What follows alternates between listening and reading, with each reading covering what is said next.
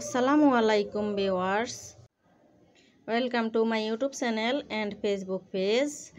আজকে আপনাদের সাথে শেয়ার করব সিম আলু টমেটো মাছ দিয়ে রান্না।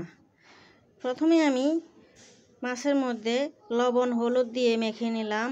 মেখে নিয়ে আমি কড়াইতে তেল গরম করে দিয়ে দিলাম এক একটা করে মাছ।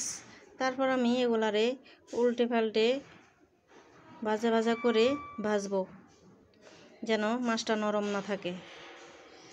তো আমার মাছ ভাজা হয়ে গেছে, এখন আমি উঠিয়ে নিচ্ছি এক এক করে সবগুলো।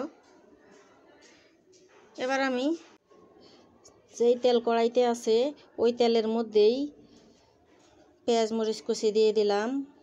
এবার আমি 1 চামচ জিরা, 1.5 চামচ হলুদ, 1 চামচ লবণ দিয়ে দিলাম। মরিচের গুঁড়া দেব না, কারণ আমি পাকা মরিচ বেশি দিয়েছি এই কারণে।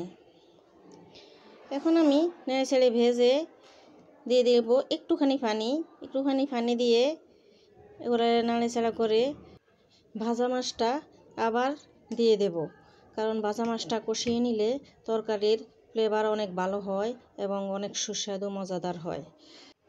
তাই আমি সব সময় মাছটা আগে কষিয়ে নিই।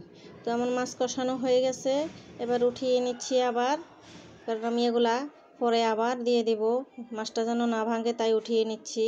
এবার আমি দিয়ে দেব সিম আলু। টমেটোটা 5 মিনিট পরে দেব। 5 মিনিট আমি কষিয়ে নেব, তারপর 5 মিনিট পরে আবার টমেটোটা দিয়ে দেব। টমেটো দিয়ে আরেকটু নাড়াচাড়া করে আবার ঢাকনা দিয়ে আমি 10 মিনিট কষিয়ে নেব। 10 মিনিট কষানোর পর আমি দিয়ে দিলাম মাছ, পরিমাণ মতো পানি। তারপর নাড়াচাড়া করে এগুলারে মিলিয়ে দিয়ে দেব ঢাকনা দিয়ে আমি আরও 20 মিনিট রান্না করব। এবার 20 মিনিট পরে আমি ঢাকনা উঠিয়ে দেখলাম মোটামুটি আমার আলু সিম সিদ্ধ হয়ে গেছে। মোটামুটি আমার রান্না কমপ্লিট।